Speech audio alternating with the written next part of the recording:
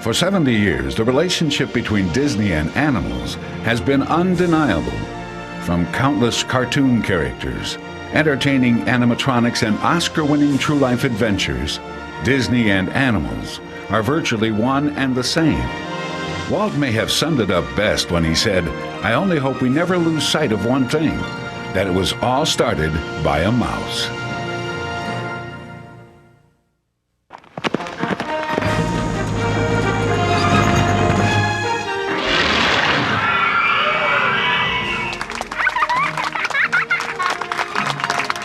Today, that mouse is roaring. Disney's Animal Kingdom is the result of hundreds of talented designers, engineers, storytellers, and animal experts. The story of how Disney's Animal Kingdom came to be is a tale of Disney magic all its own. It all started in 1990 when Michael Eisner and a group of talented Disney Imagineers began brainstorming the idea for a theme park devoted to animals. A traditional zoo was not what the designers had in mind. Seeing animals in cages was not the experience Disney was after. The driving philosophies were entertainment, adventure, and conservation awareness. Before building Disneyland, Walt Disney had considered using live animals for the Jungle Cruise attraction. He was passionate about bringing the adventure and wonder of these great creatures to the public.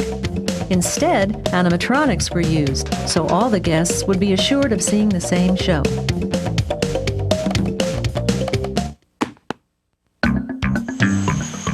The designers began by packing up and heading off to Africa, surrounding themselves with exactly what they wanted to reproduce.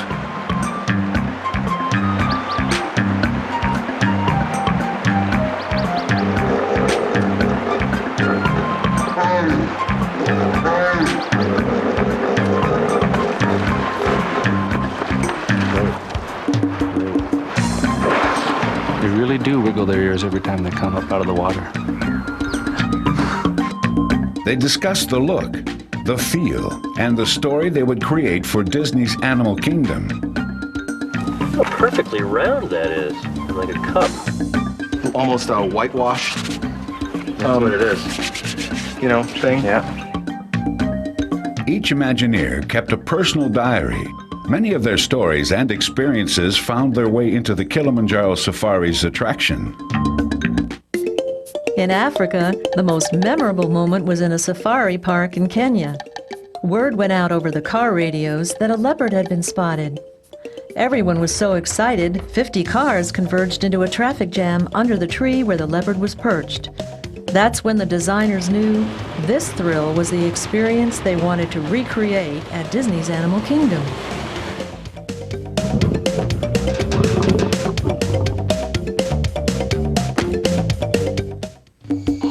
In addition to the facilities that would house Disney's newest living attractions, animal experts were busy finding ways to group the animals together in safe designated areas where they could live naturally.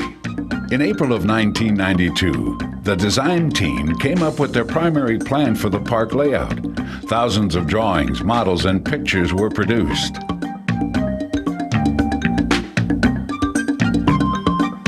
On their first major presentation, Disney executives were truly amazed. With only minor changes, the initial park layout was approved and set. Disney's Animal Kingdom suddenly became real and urgent. As the park progressed, Michael Eisner challenged the design team. Was the experience of sharing the same space with the animals enough to entertain the guests? During a meeting with executives to decide the issue, a 400-pound Bengal tiger entered the room and walked slowly around the table. The executives were convinced that being near a wild animal was a powerful emotional experience. First, a place had to be found that would hold all the ideas and stories as well as provide a safe and comfortable home for the animals. 600 acres of land just west of the Walt Disney World Resort in Florida was perfect. It was high, dry, and large stands of native oaks could be saved and worked into the park. In 1993, the final details were in place. Attractions, facades, props, scripts, and layouts were completed. Secondary design teams were winging their way to Africa and Asia for research on buildings and vegetation. As construction started, Disney employed 26,000 construction workers. 60 miles of underground facilities were laid, and 4 million cubic yards of earth were moved to sculpt the park. 500 skilled workers were hired to do nothing but build the rocks required inside the park. Upon entering, guests will walk through the oasis. Unlike traditional merchandise corridors in other Disney theme parks, the guests can unwind, relax, and experience a new environment.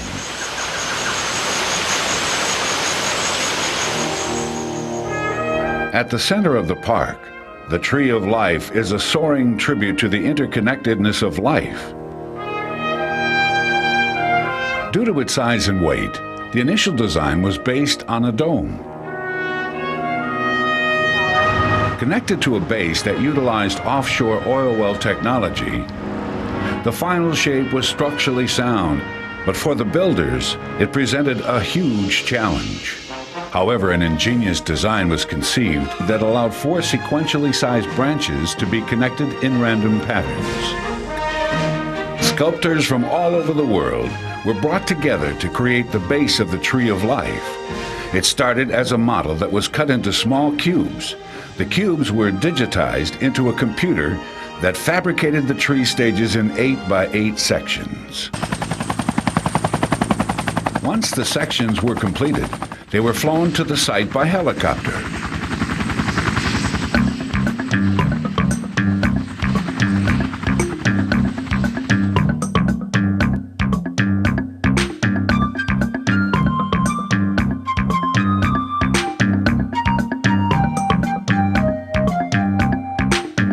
The images of more than 400 individual animals make up the base of the Tree of Life. During construction, Jane Goodall, the famous chimpanzee researcher, visited the park. She asked if there was a chimpanzee on the Tree of Life. In honor of her dedication, the sculptors created a perfect image of Goodall's most famous subject, David Graybeard. It's located at the entrance to the queue. The finished tree can withstand winds up to 74 miles per hour, has over 100,000 streamlined leaves, and towers 140 feet into the air.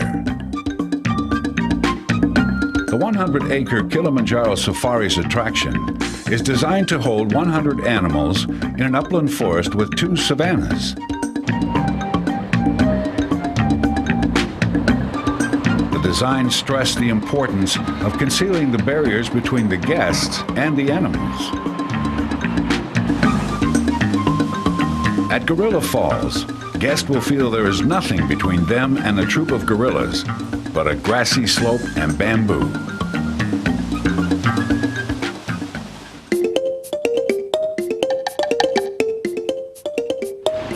The bumps and grinds in the road winding through the Kilimanjaro Safaris attraction are no accident.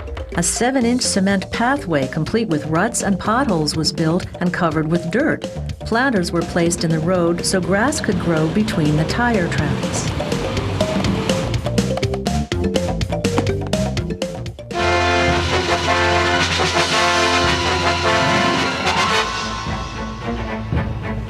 In Dinoland, the thrill ride, Countdown to Extinction, has the largest audio animatronics ever produced.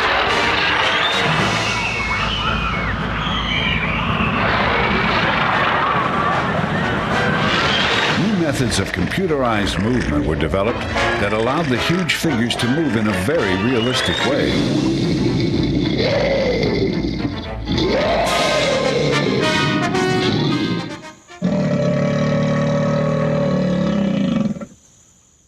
The attention to realistic detail can also be found in the Discovery riverboats, bug splats, textured mud, dents, and rust are all elements added to the boats before the first guest ever gets on.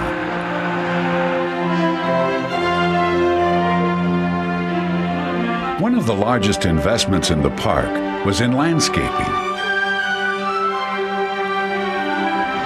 The park called for more than 4 million plants, ranging from huge trees to small shoots of grass.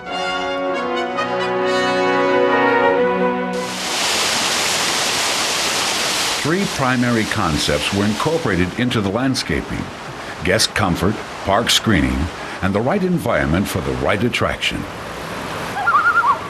As the front of the house progressed, the back of the house was preparing for the arrival of its living attractions. Thousands of man-hours went into the planning of the backstage living areas for the park's animals.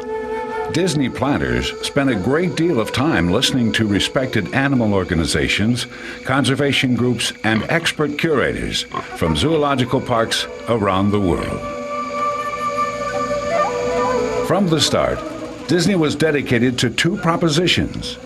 The animals would only come from pre-captive populations, and no animal would be acquired if it added to the detriment of the wild population. A personal concern for all the animals was evident as they arrived at their new home. Some of the animals were purchased, others loaned, and some donated.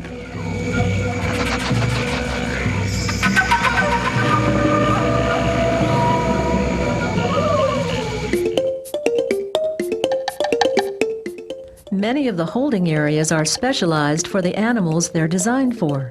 The giraffe barn includes hinged doors they can poke their heads through. The walls in the elephant barn can withstand over 10,000 pounds of vertical stress, which the bulls are capable of inflicting with just their heads.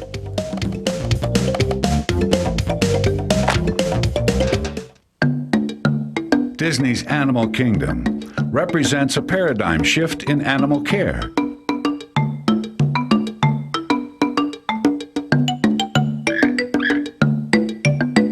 Holding areas were designed and budgeted with priority over the attractions.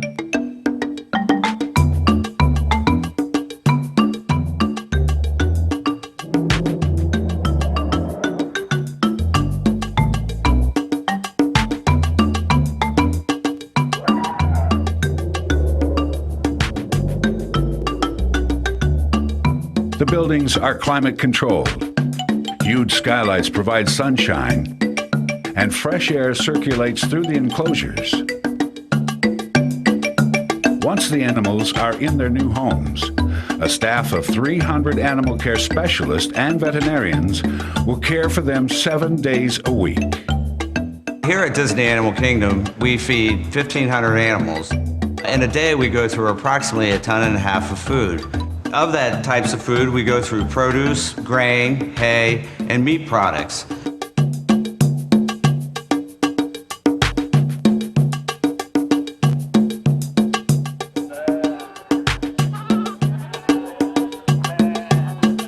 The vets arrive before dawn and decide if an individual animal can go on stage.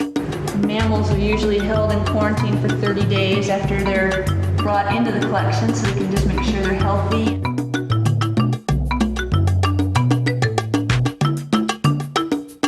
The health of the animals is the most important aspect of their job. Well, my name's Melinda, and I'm one of the animal keepers here in Conservation Station. And with me is a bird called a tawny frogmouth.